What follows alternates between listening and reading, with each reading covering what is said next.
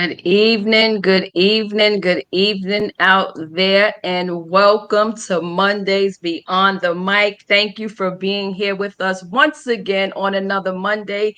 Thank you to those who was with us last week, and also thank you to our faithful followers who are always here with us faithfully to join in on Mondays and share with us.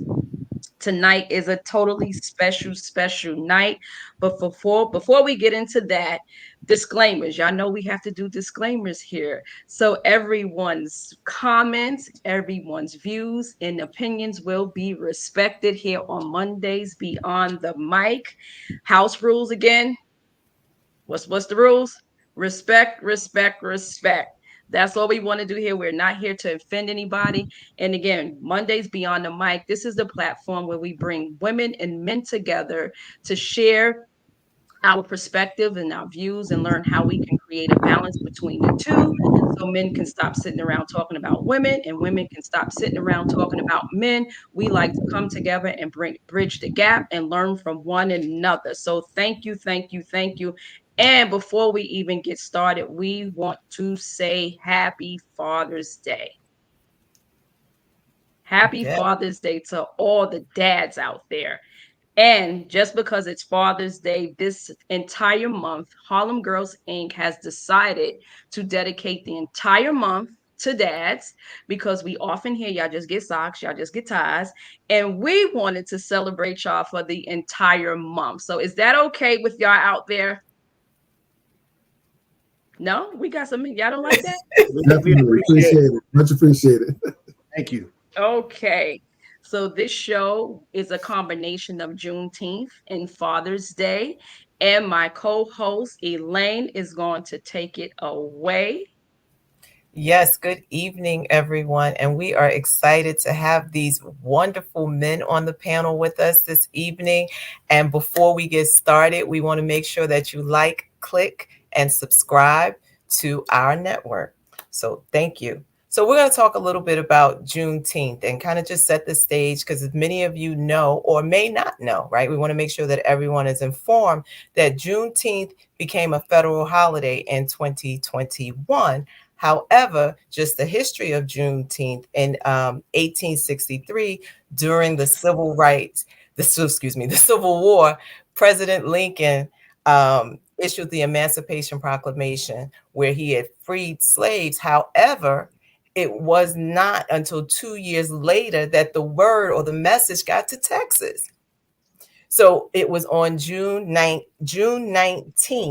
1865, when the residents of that particular Texas realized that they were free. So immediately what happened when they found out that they were free? They prayed, they celebrated through prayer, feasting, dancing, and singing was a part of the celebration. So as we come up on Juneteenth this Wednesday, right?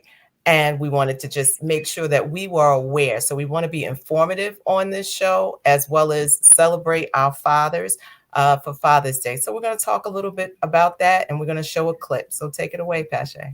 Well, you know what I think we should do before we show the clip? We have to say thank you to our faithful followers that's following in the comment section. They are already logged in for this show. But before we move on even further, I think we should allow our guests to introduce themselves. All right. We didn't give them an opportunity to do that. So, Victor, introduce yourself. Good evening, everyone. Thank you for the invite for tonight. I'm excited about being with you. Victor Nicholson.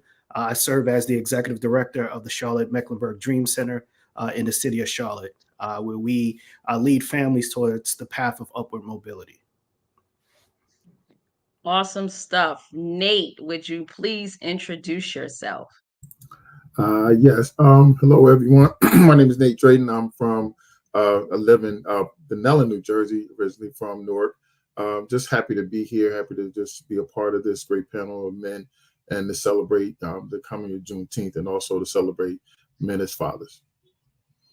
Awesome. And these two here need no introduction. These are our faithful men that continuously come on every morning and support us and give their perspectives and help us understand the way men think. And we have healthy conversations. We have fun banter.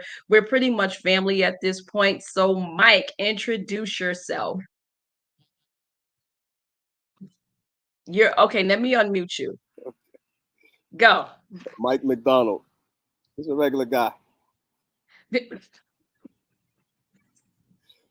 And there's Mike. But there's Mike. Thank you, Mike. Pastor Chris.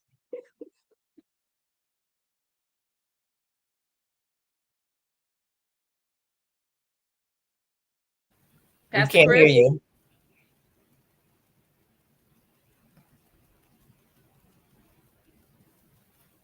He's having Can't hear technical you. difficulties.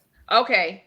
So what we're going to do while he's getting his microphone together, what we do when we read comments, we call those commercial breaks. So let's take it away, my co-host. Antoinette said, good evening, all. Good evening, Antoinette. Vaughn says, blessings at Antoinette.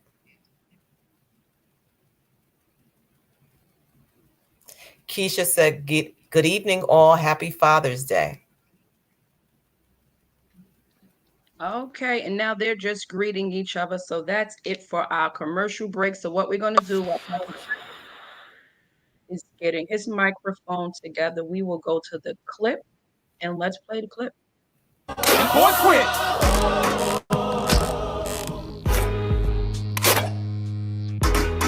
It's gonna be okay. It's gonna be all right. We raised their children, then raised their buildings, and they made billions. I'm catching feelings. Really? What else did we build? Railroads, Wall Street, the White House and University, UVA. we built that. Chapel Hill. We built that. Pyramids. No, sorry, our Hebrew brothers get credit for that. Mazel. Let's turn up and get it poppin'. Settle down, we still ain't got nothing. We built this.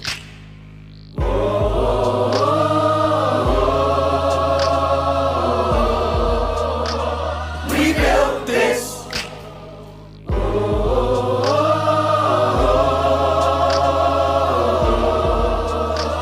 I'm done, y'all. I'ma keep it 100. Tomorrow when I hit the field, I'ma keep running. We did everything that the overseer wanted. And if we got paid, then we'd be stunting. Sugar cane, cotton ham. My blood is sweat, paid for this land. My life would have been different if I didn't have cinnamon pigment. We built this. So, thoughts.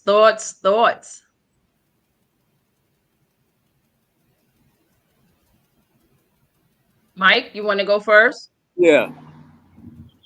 So when you said that the Emancipation Proclamation of 1865, Abraham Lincoln, 1863. 1863, and they were informed 2 years later. The narrative is that they were informed because it didn't reach Texas. But is that the real narrative? Was that by design? Texas relied heavily financially on slavery. So I'm thinking that is the majority narrative, but that's not the real narrative. That's not how I was taught the real narrative. Hey, Mike, I think you're right. Right. So the slaves were dependent upon those who enslaved them to provide this information. Right. So, of course, it's going to be slow because you're right. They depended on them for the workforce. So I'm with you on that one. Nate? I mean, very well said. I do agree that, the timing of it, and that's what Victor said, relying on how information was relayed back then. You're not talking about snail mail or, what we have into modern day technology. So the way our minds think, But it had to be word of mouth. And from that time, how far did it get to Texas? So, but then at the same time, they did rely on building and where they need to be in Texas. So was that by design? So you can look at it both ways. It could be slow getting the information or delayed because they didn't want to allow slaves to be free. Well, Very good question. I want to look at it one way, and that's my way, and that's the way it happened. We too often we excuse the narrative that is put out for us. All right. We recently had. I'm a teacher by trade. We had a celebration at our school last week, and it was the Juneteenth celebration. And the narrative was what Elaine said, that the message didn't reach Texas until 2 years later. However, it reached every state surrounding Texas, but not Texas. So the narrative is what it is. The truth is what it is, and they're very contradictory. And it's too often that we make excuses, and we're happy to get a little bone, a celebration, a holiday, but doesn't make up for any of the tragedy of slavery, and especially getting a message 2 years later. Absolutely. To be singing, and the clip that you picked was very moving. But it kind of sheds light on what happened to us by singing and dancing in a rhythmic narrative that we can rejoice, but we can never rejoice. We can never sleep. We can never forgive. I mean, we can forgive, but we need our reparations for that. We need our reparations for a lot of things in this world, in this United States. And to sing and dance about it is cool, but it needs to be a more angry message in that also, a more direct message in that. Not angry, but more direct. And I hear what you're saying, but I think in terms, and that clip was actually from a show I used to watch, and I'm not sure if you watch it, was Blackish. And Blackish was a good show to bring up history and things we went through. And in terms of the way that they delivered it, I think it was good for kids coming up, not really understanding what Juneteenth is. And it opened the eyes. So I hear what you're saying, and I agree with what you're saying, but that's a totally different show because we can just go down a whole nother lane with just what we're old and what we need and what we're due. So I thank you for your perspective. But what we're going to do now, we're going to move on. But before we do that, I know Victor has something he wanted to say. Oh, okay. I'm sorry, go Victor. So Mike, I hear you, right? But I'm going to take a different perspective, right? Education is important, right? And there are a number of people who don't know anything about Juneteenth. So in our culture, how do we reach people? Through music, through dance, right? So I think that is a good way for us to get the word out. Reason being is the narrative that it is presented, that it didn't make it to Texas, is easy to digest. So no one wants to take accountability for that, right? So you're absolutely right. We do need to scream and shout about it, but we also need to educate. And one way to educate our people is through music and dance. And I like to add, to a degree, and I'll keep this, brief. Mike definitely understand. Yes, I do believe that what we've done, nothing can repay us for what we've experienced, our ancestors experienced. But I do believe in a shifting of a mindset also. One thing I always tell individuals that we can't move forward by looking back. Not to say forget what happened or what was, but we're in an age where the education of our past, growing from it, learning from it, and definitely not allowing that to be a part of our future. I do believe that as Black, especially as Black men, our culture is the strongest when we're together. And that's through education. That is to, knowing where we came from, but knowing where we can go. So just want to do a commercial right here. We have 20 people watching. We got 3 likes. We ask that you like, click, and share. It is free 99. It costs you absolutely nothing to go like that. So please like, click, and share. And share. Thank you. And thank you for that comment, Mike, and your perspective. And one thing we like about Mike, his perspective allows us to think deeper. So Mike is our faithful, and he always, and I don't want to say left field, because his way of thinking opens up our mindset, and the panels and our viewers to think a different way. And that's what helps us have these healthy conversations. So thank you for your perspective. So what we're going to do now, Pastor Chris is still having mic issues, so he will be on when he can. And what we're going to do now, we're going to move on. And at this part of the show, we're going to ask you all some questions, and we would like for y'all to answer them. So, you want to take the first one? Sure. So the first question, it kind of connects to Juneteenth and being a dad. It says, dads, how do you incorporate the lessons and the history of Juneteenth into your fatherhood as a father? Like, what are some things you bring to the table that your children can know? So for me, one is educating, but then also attending festivals and educational opportunities, right, for my daughter to learn about it, because she's not learning about it in school, right? Yes, it's a national holiday now, but prior to that, there was no talks of Juneteenth in school. So just making her aware, but then also bringing the culture piece into how do we celebrate, right? And I'll go back to music and dance. So if there's a festival in our area, I try to attend with my daughter. Okay, thank you. That's good. Nate? Yeah, same here. So since my daughters are in Charlotte, we have a conversation. So we have a morning prayer, morning breakout, and my nieces and surrogates. Wednesday, actually, one, we've just started having that day off. So one is just something that I'm being able to celebrate, but using it as a time, not using it as a time, just like Victor said, to be able to reflect, but also just to enjoy. We're able to enjoy this life. We're able to enjoy this life for a reason.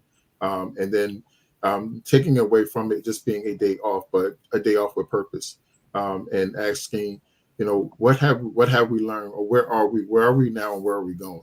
Again, I go back to it being a mindset. Yes, it is a day. It is a day that is very important. It does have very, historical meaning. But what does that mean to me individually? Because again, if you ever take this point of having how we reflect for it for us, then it can make a difference, because it takes one to make a difference. I like that. And I like something you said, take the day off, a day with purpose. Because I know for some, I won't say all, when we get these holidays, Juneteenth and Martin Luther King, is, oh, it's a day off of work and I'm not doing nothing.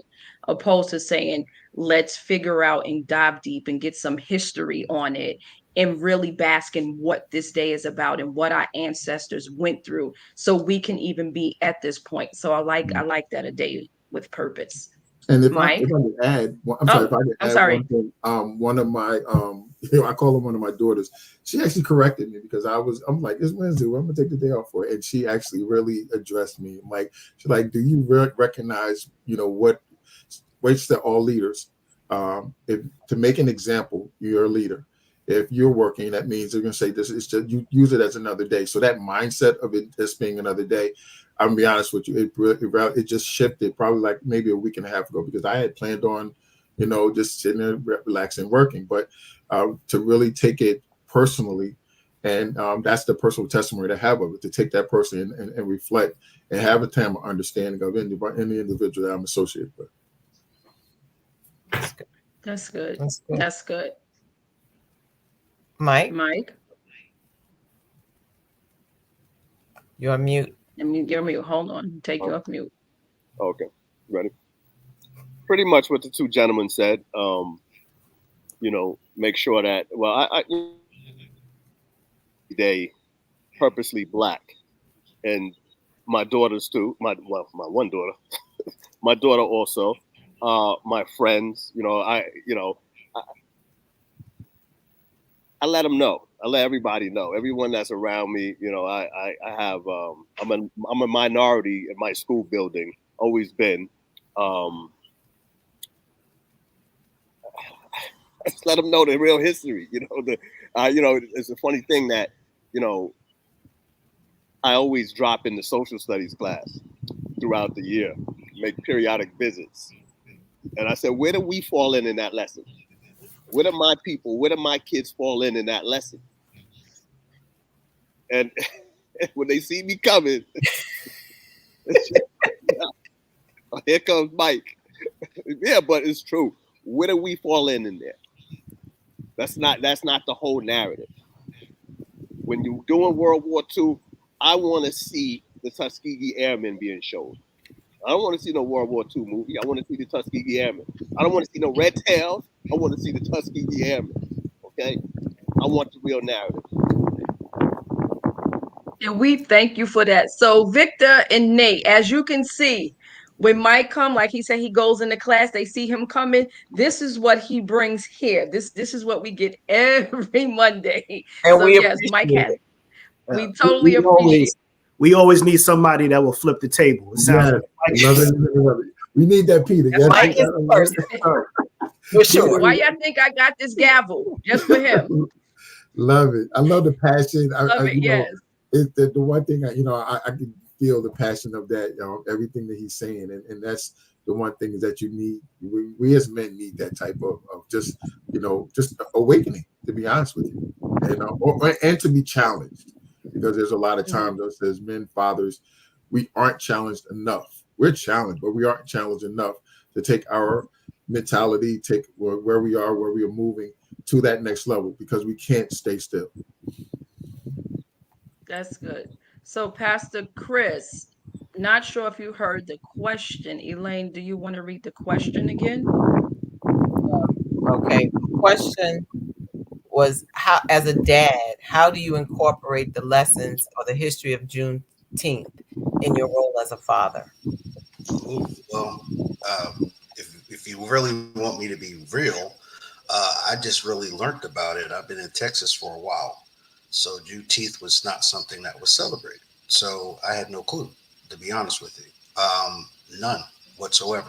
So I'm just learning now the importance of what it is. But I have to agree with Mike on this one.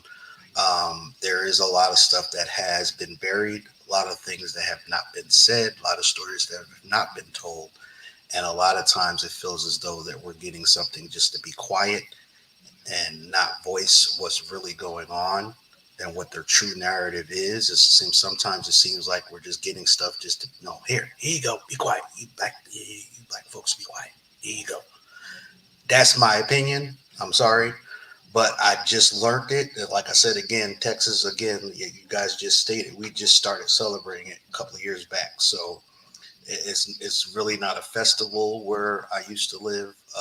All that stuff, none of that it wasn't a big thing. The only place that celebrated was Houston and Austin. And if you live in the outskirts, you're not getting there. So you don't know. So you can only go by clips like Blackish and things like that for the kids to know now today. Now, am I studying it to give my kids some type of knowledge and guidance on what it is? Yes. But personally, I can't say, oh, yeah, Juneteenth, yes, yeah, no disrespect intended, but that's just my experience. Thank you.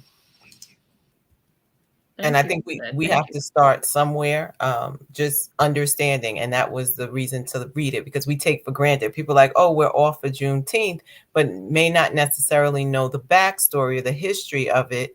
And to Mike's point, the history that was written may not be the exact way that it happened, right? But to just give some a backstory of how did we get here to celebrate Juneteenth, and like where did it come from?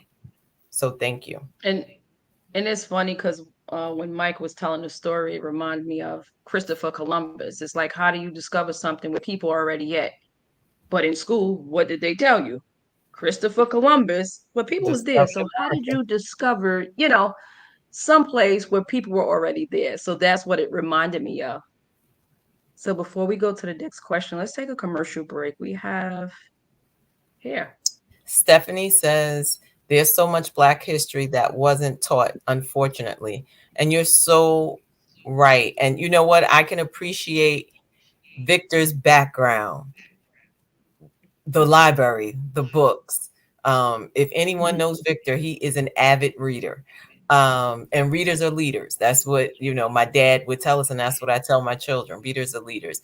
And a part of it is just reading and understanding what they're not teaching us, that we can teach our children so that they have a better understanding of who they are and how they can walk uprightly in this world, understanding the importance of their history. Mm-hmm. And not what someone told us, their narrative of our history. Mm-hmm. So that's very good. So I think we kind of touched on this next question, but let's see if we can dive a little deeper. So it says, what challenges do you believe still exist in fully recognizing and honoring the significance of Juneteenth? And how can you, as a father or a male role model, contribute to overcoming these challenges? For me, I think the biggest challenge is just a hashtag during this week, right? And then we don't talk about Juneteenth after this week, right? So that's a huge challenge. How do we overcome it? Continue to educate, continue to lift it up, right? So it's not just this national holiday, but how do we, embed the works of the Black community throughout the course of the year, right? So that's the biggest challenge for me. That's good. That's good. Who wants to go next? Nate? No, I mimic the same thing that Victor said. It still comes with the education and the continuing. Not letting it be a day. It can be, not necessarily just being a month. It could be and make it a lifestyle. Mike said a lot of things that they know who he is based off of the presence and what he brings in his education, and I think that is continuous. So we continue to educate ourselves. I can appreciate Pastor Chris saying he's just learning. That's the first part right there. Do we even know? Like, do we know the rich history? Do we know the history? Do we even know what this day? Do we know the importance of this day? What this day means? Because they decided to make this a national holiday, and then lump it in under umbrella like every other holiday. But no, it has a significant meaning, and those things that have meanings, we need to be able to take heart to that and learn about it, and then build on that. Make it more than just a day. Make it more than just a month. It becomes a lifestyle. Right, and I think that's a valid point with both Victor and Nate touched on, not just a one-off. Again, like we usually get like it's a one-off, and to Mike's point and Pastor Chris' point, here, take that. We heard y'all kicked, y'all screamed, here you go, take the day. So it shouldn't be just a one-off. This is something that needs to continue. And I will also ask this question as well. Us as African American, us as Black people, how do we take ownership and help push it forward? I mean, I'll jump in. I know our guests are here, but I think a part of it goes back to what Victor said, is educating. The more you know, the more you grow. And if you have an understanding of, first of all, who am I and where did my ancestors come from? I think one of the biggest things is, and I don't know about anyone here on the panel, but think about how far you can go back in your own personal ancestry. Do you know the names of the people beyond your grandparents or maybe even your great grandparents? Can you trace that line to understand who those people were, which would help you understand who you are? And you can say, oh, I didn't know, great great granddaddy had this and I have that same trait. So I think a part of it is getting to understand who we are as individuals, but understanding the DNA that runs through us. And then it would make us, overall as a people, become more proud of who we are and where we come from. Because the narrative that we've all had, most of us going to school, was our history started from slavery. It's like when you open up the chapter, there were slaves. So what happened before that? And if we did not, or we don't take the opportunity to understand that, no, you didn't take slaves, you took scientists, doctors, people who they would make us feel like we were not capable or able to be those things, but slaves or hired hands. I think that would help, because now we have a sense of pride in who we are as a people. But I know that question wasn't for me, but you guys can jump in. No, it's fine. We're all up here. It's one big happy family. So even within that, Mike, what do you feel are some things we can do to overcome these challenges?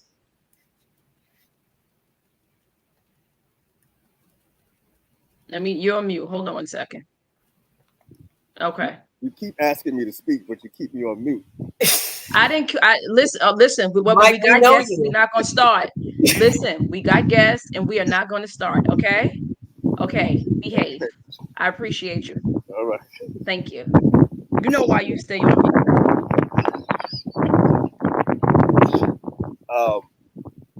I mimic what Victor and Nate said. Education is very important.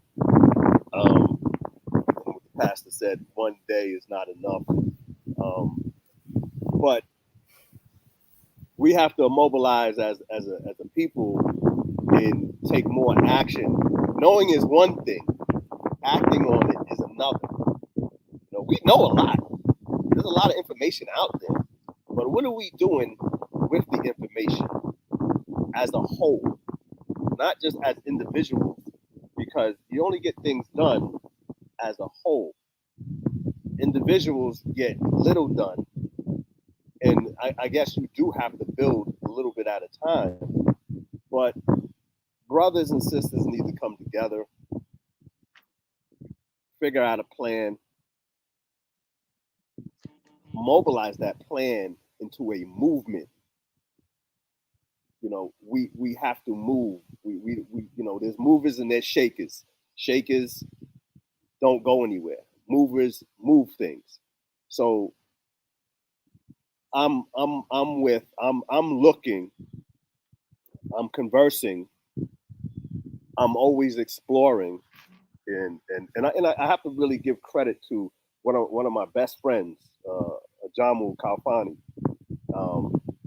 We used to go at it about Black history and what we're doing as a people back in the 90s, and it really sparked me to become the person I am, and I really enjoy who I am. I really enjoy my culture. I really enjoy my people, and there's some people in my culture that I really don't enjoy, because let's face it, they're detriment to the culture. But we're not here to talk about that. We can talk about that on another show. And I hope I can. I so appreciate you. But sticking to the point, we need to mobilize. That's it. Okay, awesome. And you're muted because the wind is distorting the sound. Okay. So you got everything I said, though, right? Absolutely, because you're not on mute. So what's going to happen now? You're going to go on mute now, so the wind doesn't distort. Okay. Appreciate you. Thank you, my brother. Pastor Chris, would you like to chime in? How can we contribute to overcoming these challenges?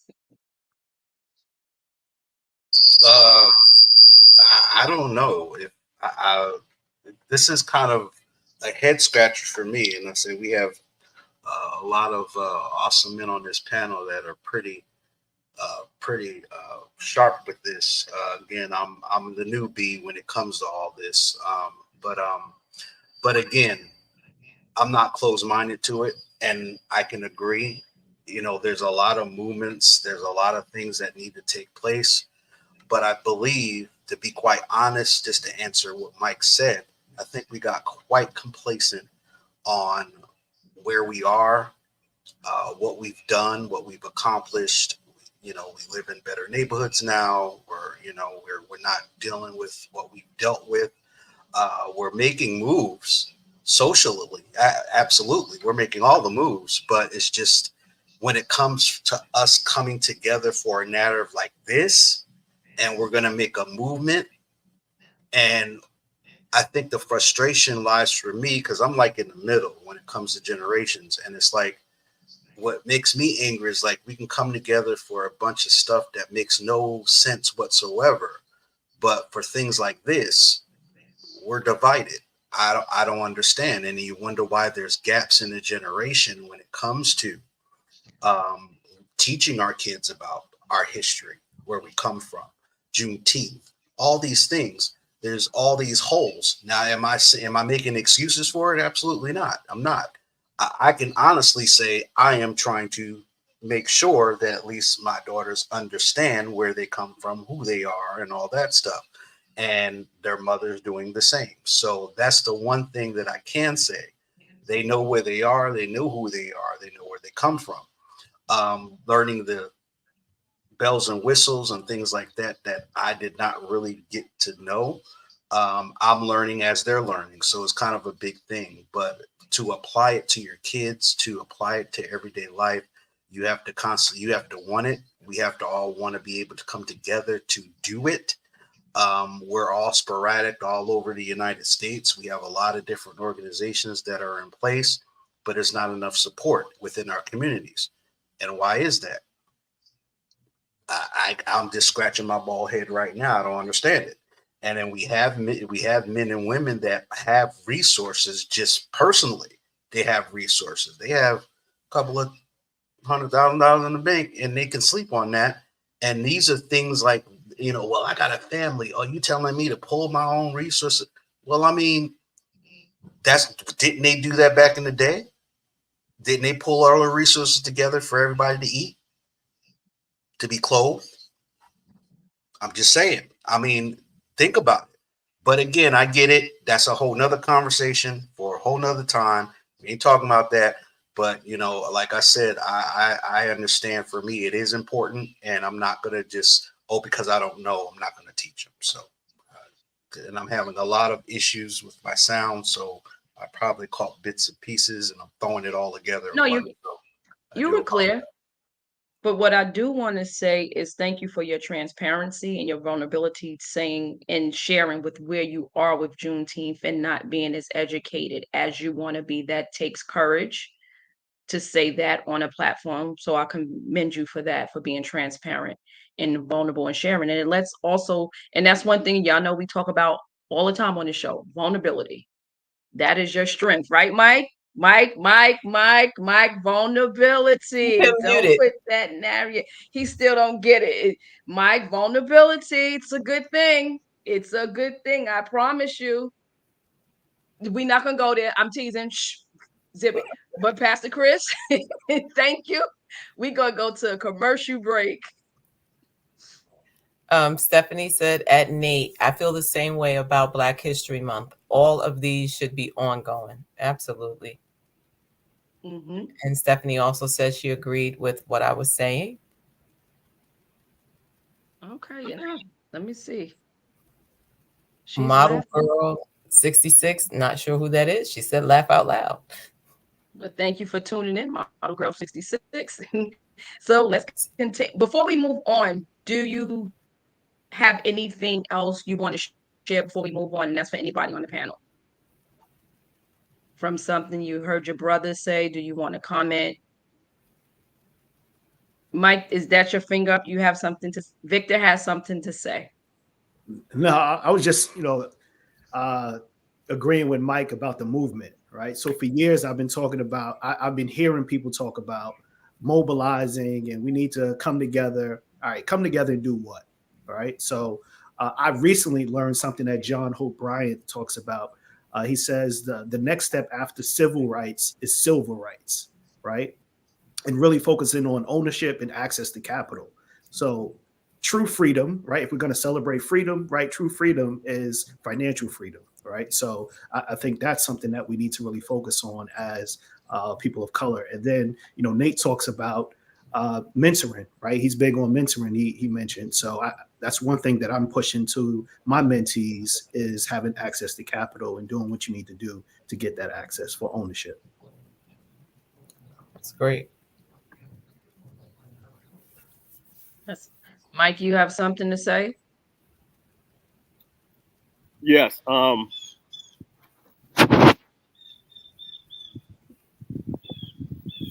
you speak of mobilizing capital, um, there's so much money in our community, but it's so misdirected in our community to the next community. And we all know that that's the narrative that you find going around more frequently. But we even in knowing that we don't change our behavior when it comes to that. One of the, I actually have a good friend who's a financial educator, and she got me um, into IULs, life insurance as your own bank, and I find that very valuable. We just don't have enough um, narrative about a narrative out there where people can take advantage of it, and we as a people tend to not trust the black voice or the black face telling them how to do something financially. So that narrative was kind of or that idea or that attitude was kind of put in our community, that we don't, to the point where we don't trust each other for information, and that's why we can't mobilize. That's why we can't come together, and that's why we reach a point, but we can be so much higher. So back to what Victor was saying, the education of us, the I think education builds trust, and trust, you know, allows you to move, allows you to motivate others to make moves, and to come together, and I think it's just we just have this distrust in our community with each other. It's a valid point. So anyone else has anything else to say? But go on to the next question. So I want to shift a little bit, and I want to ask, dads, what is the legacy you want to leave for your children?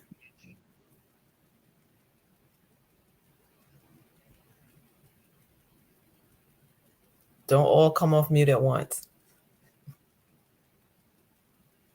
I think Mike's going to start us off.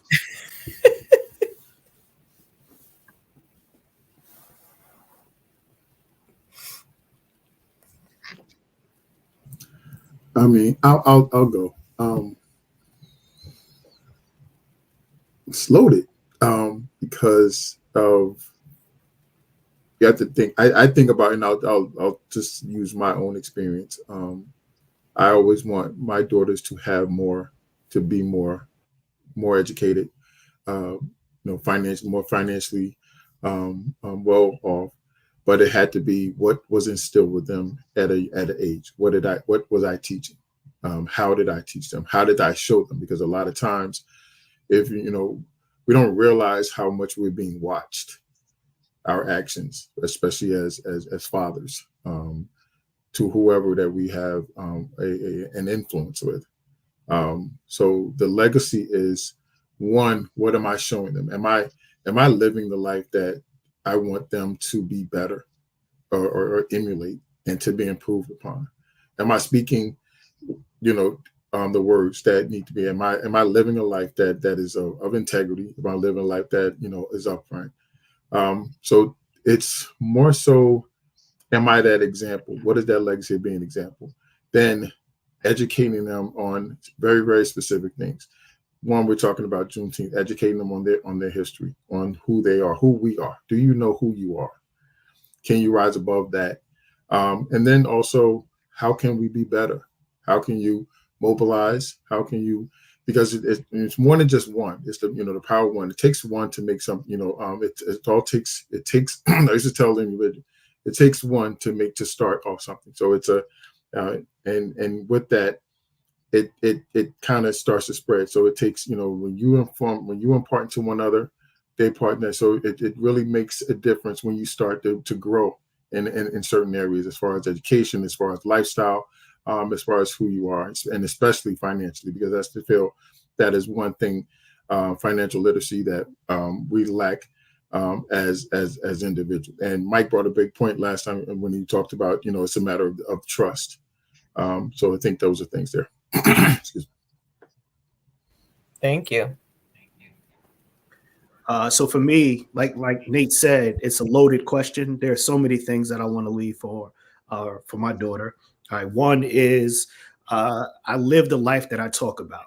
Right, so my faith is important to me. Right, so I'm living out my faith, and it's not just something that I talk about, but I'm planting seeds in her as well. Right, teaching her how to read her Bible and how to pray. So that's important for me. Another thing that's important is presence over perfection. So I may not be perfect, but I'm present, right? So each time that she needed me, I was right there with her, or, right alongside of her. I treat the women in my life the way I want her to be treated, right? So all women, so not just, my family members, but all women, right? So those three are important, right? The education piece as well, right? That I am an avid reader, right? So I want to pass that along to my daughter and to those that come, after me. And then finances, right? Bible talks about leaving an inheritance for your children's children. So I want to make sure that my family is financially supported as well. Thank you.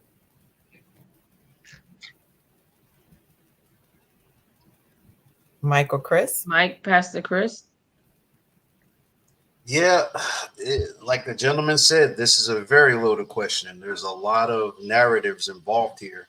Of course, we all want all of our children to be, better than who we were. Now, that's always been my narrative. I can achieve everything personally. I can provide them all the head starts and things of that nature. But I want to learn. I want to teach them how to survive and win, because at the end of the day, we can learn so much and still be dumb. Just saying. And the life and the narratives that are changing today, our kids are way smarter. They learn a lot faster, and they learn from these streets. I'm just going to be real with it. We can have the argument in another show, but at the end of the day, we can only protect them but so much, because they have access to everything we never had. That's why we were adamant readers, like Brother Victor said. We were reading a book, making our minds imagine and go to that next place. The creative juices that most of us have, we're able to create something just like that. These kids, all they got to do is log on, and there you go. There's no imagination. There's no stimulation whatsoever. And if you take an iPad from them, or they go back to the Stone Age like we had to go, they ready to have a fit. So again, it's like we're the narratives have changed. But am I saying we can't put our foot down? No, that's not what I'm saying. Am I saying that we can't, as fathers, be the leaders, especially to our girl children? Because again, there's not a lot of fathers out there that are being fathers to their daughters. And we have a lot of this other narrative going on about us. That's a whole nother show again. But I do understand that there are a lot of ways to leave legacy. Of course, would I want to leave my daughters without a worry and a care in the world? Absolutely. Would I would love for them to inherit land and houses and all that stuff? Absolutely. But the greatest gift I want to teach them is how to survive and win with 2 pennies in their pocket. That's what I want to give them. That's legacy. Because what are they going to learn if they got all the money? They got the inheritance. They got the car. They blow it.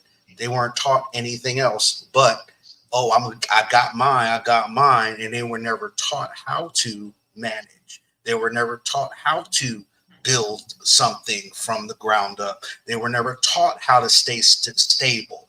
Am I saying, oh, I don't want that? I don't want to build them into, oh, I don't need no man stuff. I didn't say that. What I'm saying is I want them to be independent enough that they don't have to be like, oh, well, I gotta have a and of course, all of us that have daughters, that kind of makes us feel a little proud. I know Mike can kind of co-sign on this one. Our daughter can knock down the world, knock down everything that she can knock down. As long as she can do it without no dude, we good, but just being honest, our young ladies grow up, they find partners, things like that. So I get it. But yes, it sounds great. Let's leave them a legacy to be financially stable, to be articulate, to be able to shift and move and things like that. But we also have to see what's going on around us too. We have to still be realistic, and we have to make sure that if they do lose it, everything that we've worked so hard to give them, and if they lose it, can they bounce back? Or will they be able to say, you know what, Daddy taught me how to do this. Now I can pull this out. We got to teach them the roots. And that's my thing. Teach my daughters how to survive. Not teaching them, all this other stuff. Do I want them to get their education? Yes. Do I want them to be 10 times smarter than their dad? Absolutely. Do I want them to conquer the universe? Absolutely. But I want them to make sure that they can survive and win too. So that's the type of legacy I want to leave for them. As far as a dad goes, and everything else, of course, does play a part, being there for them, going to their recitals, having little tea parties, all that stuff we talked about in the previous show, which I have no problem talking about. So all those little things, play a part in their growth, and eventually they'll become, strong women that we want them to be. So that's my take. So I use the mic. Thank you. Thank you. Thank you. You said a lot and you made some valid points. And let's go to Mike, and then we will go to commercial break. Mike, what's your take? What's your answer? You're on mute. What Pastor Chris said to the 10th power. Okay, and but I'm bumped. What Pastor Chris said to the 10th power.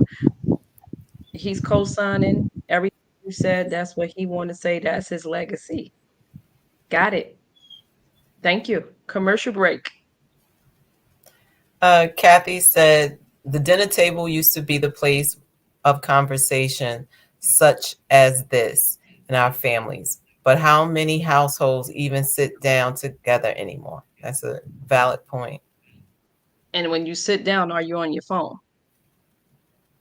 That's very good. Stephanie said, I've always wondered why our people have been conditioned to not trust each other. Yeah. And it's funny, something to that point when we hear the crabs in the barrel mentality. The thing with that is crabs were never meant to be in the barrel. They're trying to get out. It's not so much that they're pulling the other crabs down. They're trying to get out. And their grip isn't strong enough to keep them from falling back in. So I think we've also used that term, like the crab in the barrel mentality. We can't get ahead because someone's trying to pull me down. But that's not the reason the crabs kept falling back down in the barrel. They were trying to get out. Their grip just wasn't strong enough to hold them up. And that's to the point, being conditioned to trust. And we don't trust in our own community, which is unfortunate. Well, I also think that also goes back to slavery, and when they look at the difference of, someone telling they trying to escape, or tonight here's the plan. So I think that kind of has been passed down. And then depending on where you grew up and what hood, then it's like, oh no, you can't snitch. So it's just so many things, I think, why the trust is not there. For some, not all, because I'm always welcoming to someone that's like, okay, let me see you do it, or do you have it? As Victor talked about, civil rights. So let me see show me how. And once people can see it, then they're more apt to believe it.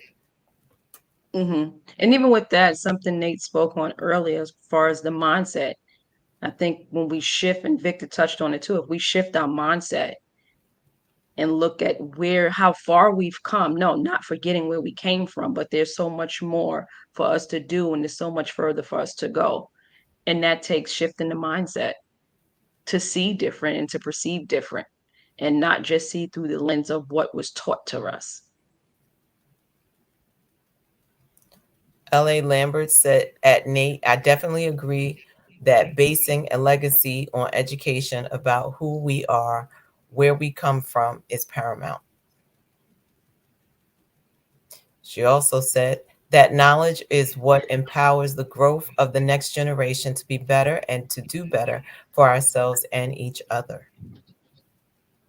Absolutely. I think that's such a great statement. One thing I've always told my daughter is learn what you can learn, because learning, sky's the limit. And that's the one thing nobody can take away from you, what you learn. They may be able to take away some other things, but once you learn it, guess what? You'll be able to bounce back. Antoinette said, being present makes a world of difference at Victor. You are showing her the blueprint, something every little girl definitely needs. Kudos to you. And I can just say Victor is a great dad. Kathy said, yes, Pastor Chris, I agree. And I think they all, I don't know Victor. Well, my personal experience of knowing Victor. So let me not. But I was saying your perfect, right? Yes. Your personal experience, but even within that, knowing they all, we wouldn't have them up here. Yeah. So there's a lot of vetting that goes. We just don't put anybody on a platform. Got to be about something. Got to know somebody that knows somebody that did something with somebody somewhere. So yeah, we have all that mixed in here. So let's see. Stephanie said, knowledge is infinite. Yes, it is. So if you don't have anything else to say, we will move along with the next question. Yeah, good. Everybody's good. Yeah, I actually have to drop. I have a previous engagement, so I appreciate everything. I will be back. Mike, looking forward to hearing from you. Look, I'm looking forward to hear. So I'm coming back just for you, brother. No, I'm joking. No, not go back to Victor, but no, I definitely enjoyed this. This was wonderful. Definitely wish I could stay. I have a previous prayer group to jump on, but definitely love this, and I will be back. Mike, look out. Look out. Oh, and thank you so much, Nate. Thank you so much. All right. I appreciate you. All righty. You too. So now there is two.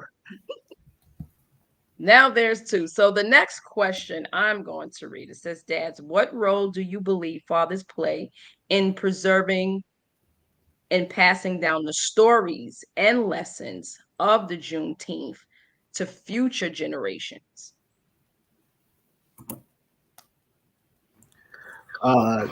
There's a African proverb of Sankofa that says, go back to your roots so that you can go forward, right? So I think it's very important, and dads play a role in setting the temperature, but then also in sharing the history with your children. So I believe it's an important role.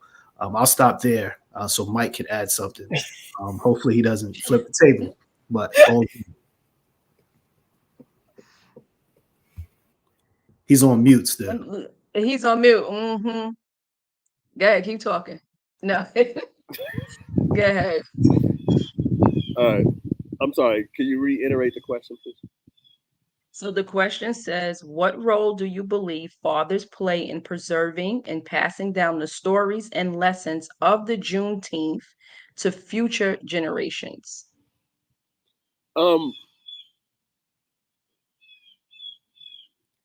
They play a major role. That's all I can say. I mean, and it's not just surrounded around Juneteenth, but that's where it starts, because that's where this conversation is about. So it starts there. It doesn't finish there. I think it goes beyond Juneteenth and moving forward as to what we need to do ongoing so that we don't repeat what we've been through mentally, physically, and emotionally, you know. So I think that the father, as well as the mother, you know, I know this is Father's Month, Male Month, but you know, I'm gonna go left a little bit. Mothers, you know, you may not have good relationships with your children's father. Don't ever stop them from being a father. You know, and I know a lot of times, and not just our community, but all communities, you know, they diminish the father's worth, and it's a detriment to the child. No matter what race you are, no matter what gender you are, do not diminish the power of a father. And that's I actually agree with that latter part. Wow, look at God. We are agreeing on something. Won't he do it? Hey, glory. Look at that. But no, to your point, being serious, I had to, not I had to. My daughter's father was never in her life when she was younger. And I made a conscious decision not to talk negative about him. As she grew up, I let her learn and form her own opinion. And she got to the age when she was about 12, 11, 12, and she's like, I want to go live with my dad. I said, okay. And my circle of friends at the time was like, are you crazy? Why would you let her go live with him? I said, because that's her dad. She has to see and learn him for herself. That's her dad. I will never get in the way of that. She has to form her own opinion. Never said one negative word about him. She did change her mind and didn't want to go, but that was her choice. And even though he's never been in her life, I even explained to her, if not for anything, you have to respect him because he is your dad. And at this juncture in his life, he doesn't have the capacity to give you what he needs. So don't take it personal. And she understood it that way. So I totally agree with you. It's not up to the mom. And we're sidebarring a little right now because, of course, it's Mike. And this is what we do. But I totally agree. It's not to take the child away from the dad. Let that child form their own opinion. And I would venture to say a lot of times that happens is because the mom is in her personal feelings and her personal emotions and acting off of what she feels towards that man, opposed to looking at what's best for the child. Right. So totally agree with that part. And there are some dads that block the blessings of the mom, you know, some of that energy I know of also. And I'm like, oh, that's not right. And I know one in particular, I really want to yell at him like, yo, what are you doing? You exhibiting some female energy there, No, don't kill me on that one. Let me get to the mute button because I don't know where you're going right now. Go ahead. Yo, you acting, you not, that's not masculine, bro. Stabbing people's tires and we getting violent. We not we. Hey Mike, I was this is why you get muted. I was riding with you into stabbing the tires, right? You lost me on that one, brother. That's why he's muted. They put you on. Yeah, not him, but somebody that he knows. No, not me. I'm just saying I know. No, not you. That's promoting violence. So yeah, we don't want to be. I mean, well, YouTube timeout. So, people do some really unethical, and it's not just women. I'm men do also, and I'm like, that's crazy. That's all I'm saying. Well, I have a question to kind of go with, not necessarily the first part of what you were saying, not the last part. What do you believe the role of the father is versus the role of the mother? Like, because you mentioned, I don't know if we got to get the mute button and the gavel ready for Mike. I'm ready. So let's start with you, Victor.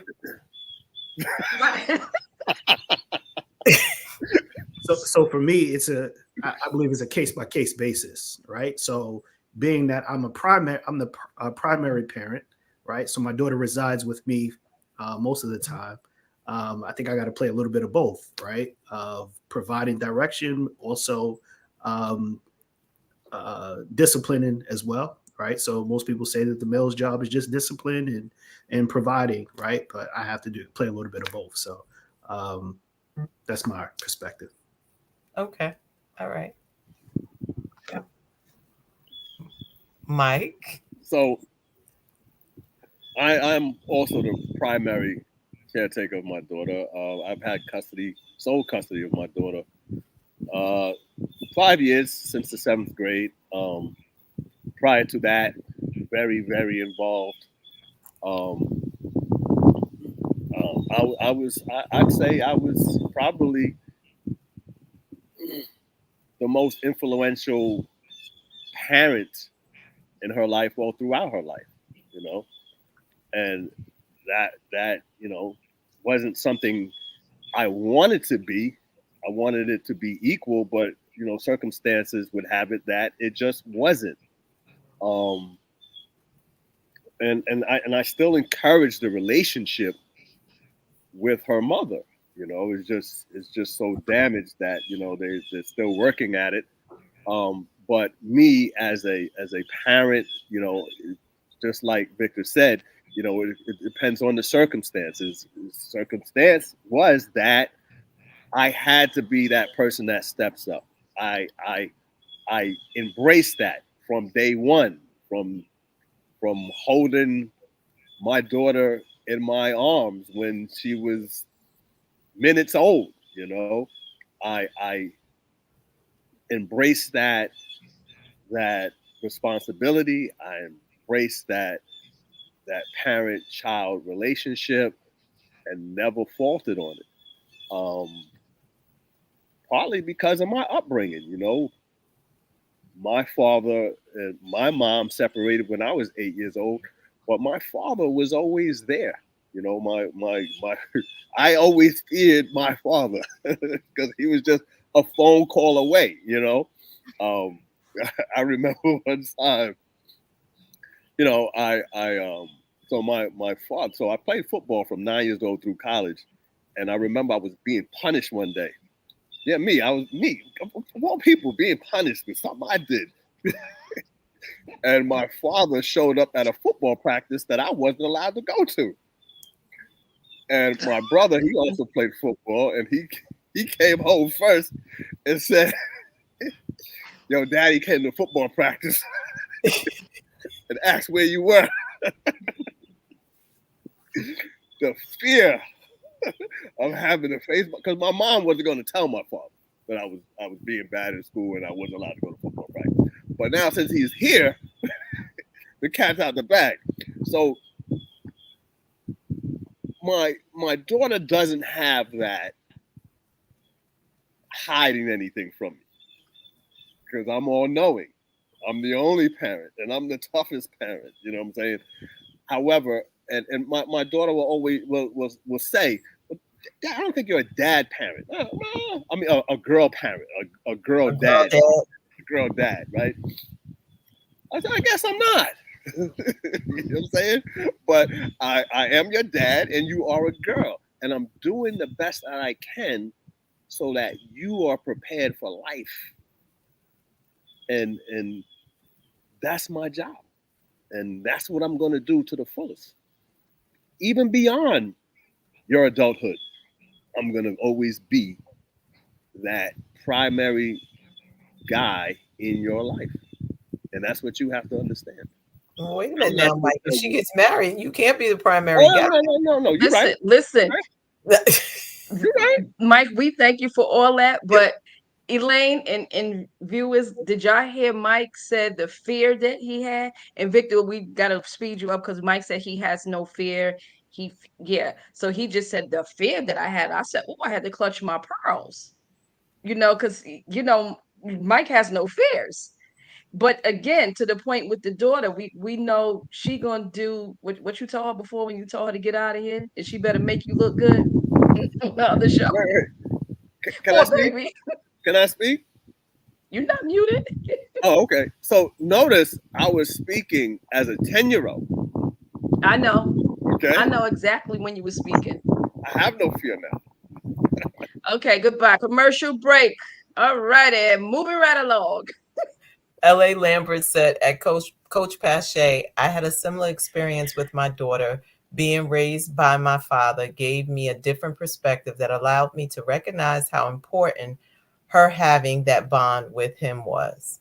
So that's really good. Yeah, it really is. It makes a world of a difference. I believe girls need their dads. So Pasha, I just want to touch on something that Mike said, right? Really applaud him on encouraging his daughter to have a relationship with her mom, right? So even though things may have been tense, right, still encouraging, because I believe that every child has a desire to have a relationship with both parents, right?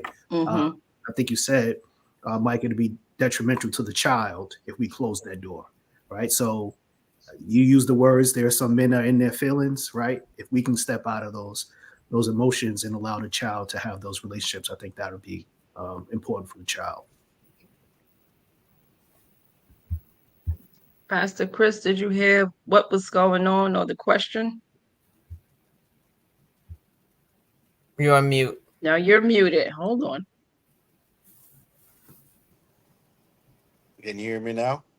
Yes. Yes. Okay, awesome. Yeah, I finally got everything straight over here. I said I'll just go through my phone because I don't know what's going on. But anyway, no, I did not hear the last question that was posed because I got cut off. So that's what took me so long to get back. So if you don't mind Okay. reading the question, please. The So question was, go ahead. Oh, the question that I asked was, how do you believe the role, or what do you believe the role is for the father versus the mother?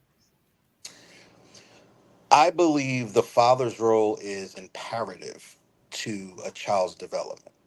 I could say this through personal experience because I didn't have my father in my life, and it took me through a whole lot of nonsense I didn't have to go through. So now that we're learning and we're growing and we're finally taking our rightful place, there are men like Victor, men like Mike, myself. We're stepping up, and regardless of the dynamic looks like, we're still going to be fathers to our children. Period. And despite of all the other stuff, I mean, and I kind of sort of agree with Mike, in regards to that, but I won't get into that because I'm not trying to get muted. But but anyway, but I understand where he was coming from because again, that's the narrative that sometimes there's the father and the mother, and if we're butting heads or you're using the child as leverage, the child needs both of you. So get over yourselves, get over your emotion, male or female. It's not about you two, it's about the child. And once you realize that here and you get this out the way, and you realize that you both have a child to raise, regardless of what your relationship ended up like, then things will start to take a dramatic turn. Because again, like girls, they want to know their father. They do. It's in them. They're like, man, I want to know my daddy. Now, like I can only speak for some that are doing their job, but like I said, and vice versa. There's a certain age that a young lady reaches. Look, all I see is you, mommy, all the time. I want to see my dad, or what have you. Okay, see your dad. Let's make the arrangements. Boom. But see, the thing about it is, we have to constantly be involved in in our kids' lives, and a lot of our stories are not the perfect cookie cutter stories. I know mine was not. But I can say from the lessons I've learned that I learned how to be a real man versus running away from the problem. I fixed the problem and I had to fix me. So how can I be effective to my children's life if I don't fix me? So that's what I did. And I owned up to my mistakes. That's the problem It's not about perfection, ladies and gentlemen. We all of us was not given a manual saying child raising 101, chapter 1 verse 2. I wish somebody will write one. I'm just saying, but there's no manual, there's no script. Every child's different. You have different experiences. Every child has different things going on with them. We don't have manuals. So it's imperative to have both parents involved. Why? Because it leaves a lot of stress. If you have a boy child, it relieves a lot of stress off the woman to have the father in the life to bring the balance. Because as we get older, we try to check our moms, and guess what? I can talk about it. I got a mark to this day. The day I checked my mama was the day I got almost went 6 feet under. And you know, back in the day, they said, "Oh, I'm gonna take you 6 feet under. You come at me. Guess what? You got one more time to come at me. And you see the backyard back, that little patch of grass we got in the back. Guess what? You gonna be right under that." I was like, "Well, I work. I get my own. You know how we do, men. We get our little peach fuzz and we start, getting all talking with our chest. Next thing I know, I was out cold. Ain't know what happened. And I woke up in my bed with a big old knot on my head. Guess what? Got hit by a frying pan. Well, see, you say that nowadays, oh, I'm going to call CPS. But that's how they did it back in the day. Look, it helped me.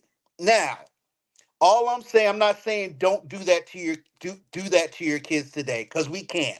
We got so many rules and regulations. Our hands are tied. We can't even talk to them sideways without them hitting 911. What?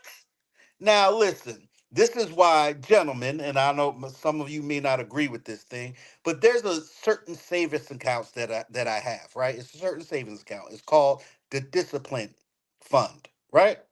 Because I know there's gonna come a time when my daughter want to try to check me, and I'm gonna go old school like grandma did to me.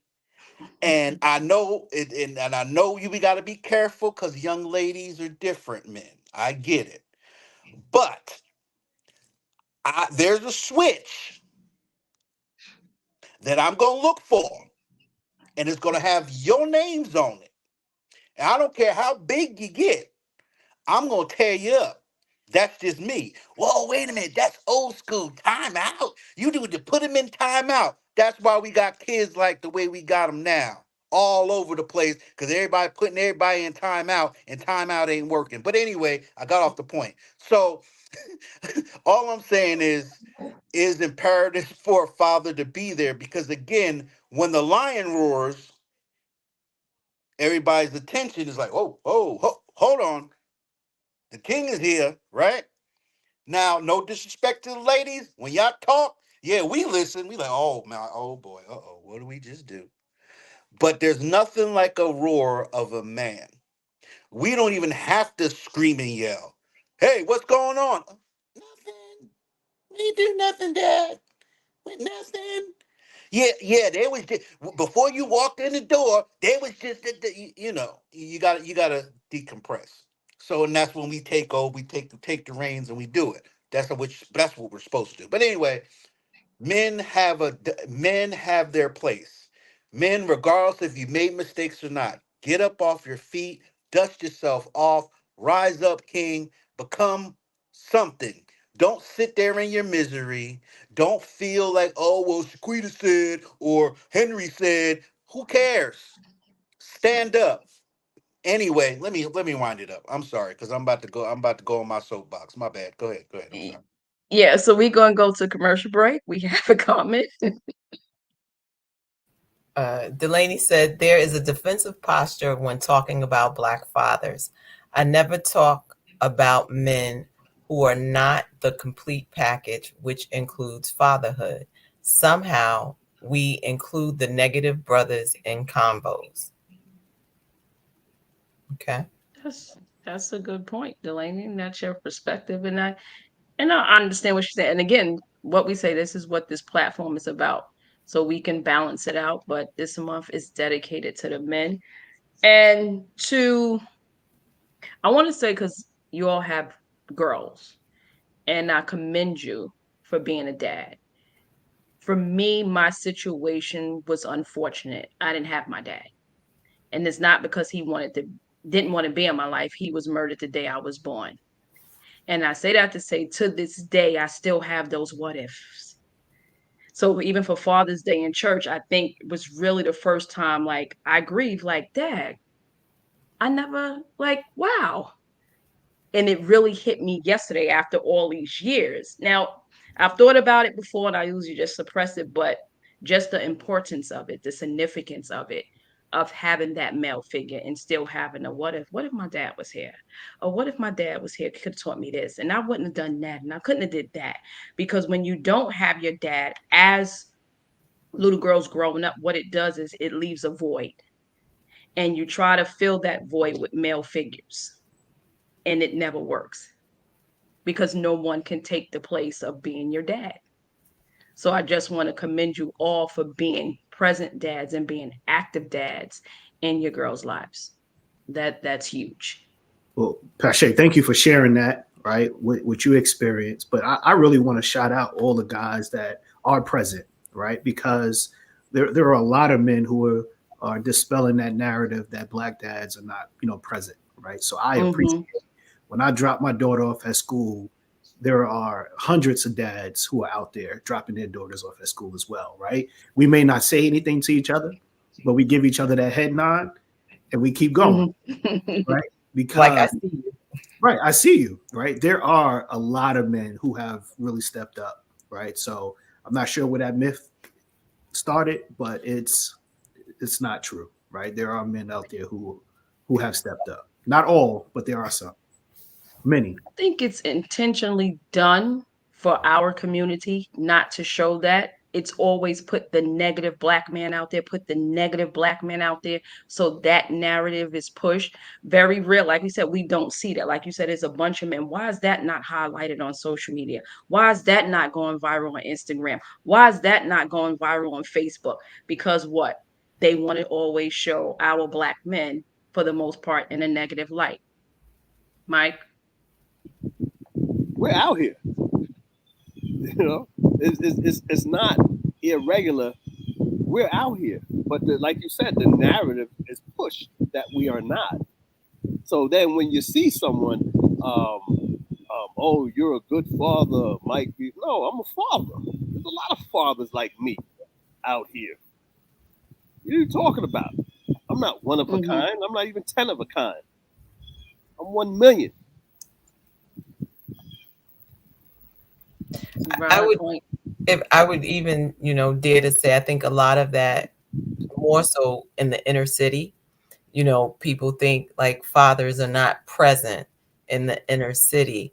And I agree, having a dad makes the world of difference because that is the first man you fall in love with. That is the first man that tells you you're pretty. That's the first man that tells you you're smart. Hopefully he's the first man to tell you that you're smart and that you're pretty and that that was one of the things that I could appreciate. My dad passed away when I was 22. However, the first time I went to church was with my father. My father actually brought my mother to church. But my father was the one who greeted me every day when I came home from school. I saw my father first. He set the tone. I shared this story before, very different than our young people now. You're 16-year-olds. But, we had the one phone in the two phones in the house. One was in your parents' room and one was in the kitchen. So I would be on the telephone. And if you called my house after 9 o'clock, you would hear the other phone pick up, and these were my father's words. He would say, undoubtedly, you called the wrong number. You must think this is an after hours joint. So you cannot possibly be calling here for my daughter. And I just remember going, wow, like he's embarrassing me. When I became an adult, it made me look at things differently, right? Because when you're young, you're like, oh, he's messing with my reputation. Not realizing he was actually protecting my reputation. And as an adult, if I was involved with someone and you called me after 9 o'clock, what was you doing all day? At 9 o'clock, you decided to call me, you know, and that stayed with me to this day. Like, no, you got to call me all throughout the day, or you're going to have to call me before, and we can stay on the phone past 9, but don't just have our first phone call is at 9 o'clock. I'm going to look at the phone and go, no, not tonight. And so those little things of teaching you how to be a lady, because although we can learn things from our mothers, but our fathers teach us how to be, how to interact with the opposite sex.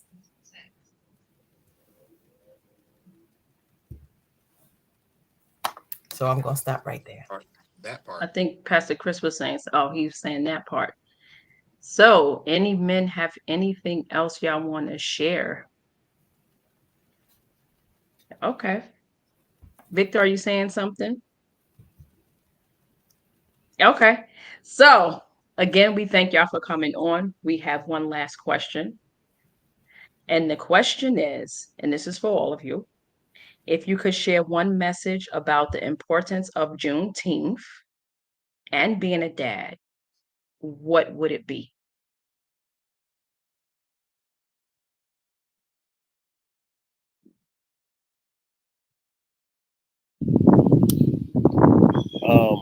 I hesitate to use this word, but I don't mean it in a violent sense, but fight. There's going to be some obstacles that you're going to have to overcome. Never stop that fight. My fight was from probably second grade.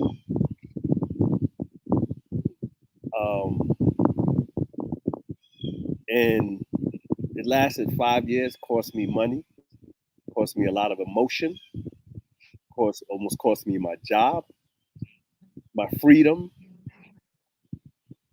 But where would my daughter be without that fight, without that relentless passion to make sure she was good? I had judges where I was denied because I represented myself, and a judge told me that I don't come to your classroom and think I can teach. You're not going to come to my courtroom and think that you could do the job of these attorneys that went to school for this. And my reply was, it's written in the statute. My daughter's mother moved out of this state. You either got to return to the state with my daughter, or you got to give up custody. He resented me for that and dismissed the case because I didn't call myself as a witness. Okay. This is the tragedy that exists in relationships, in spousal, and even though she wasn't my spouse, but relationships with mothers and fathers, trying to be a part of their children's lives. I don't care what differences you have, do not block the blessing of one parent from another.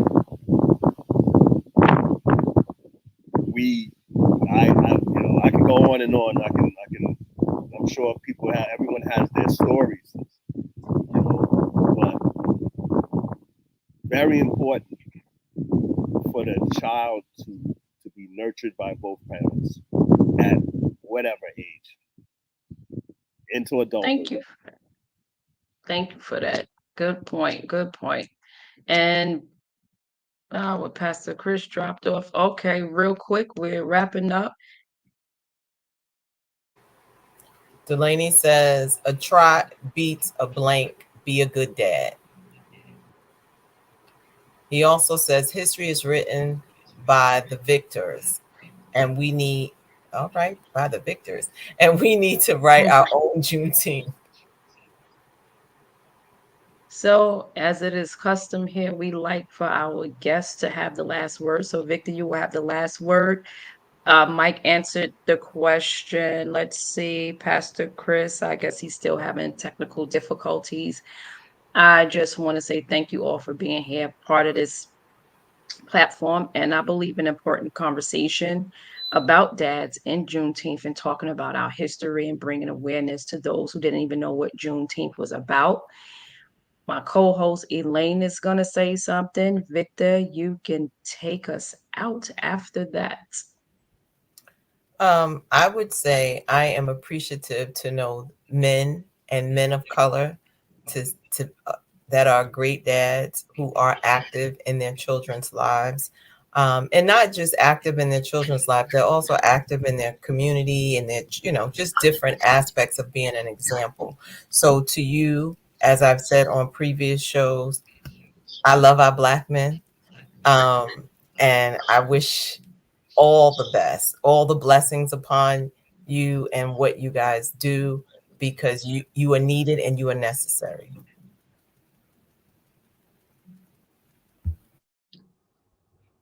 So, Miss Pache, is that me? Am I taking us home? You are taking us all the way out. So first, before I share something, I just want to say thank you for celebrating dads and inviting us on. I know Mike is a regular. Thank you for my invitation as well. Mike, it was a pleasure to learn from you. All right. Look forward to following you guys so I can learn more from Mike and how to flip tables. All right. So I'm going to end with a post, my daughter's Facebook post, excuse me, Instagram post from this morning, or excuse me, from Father's Day.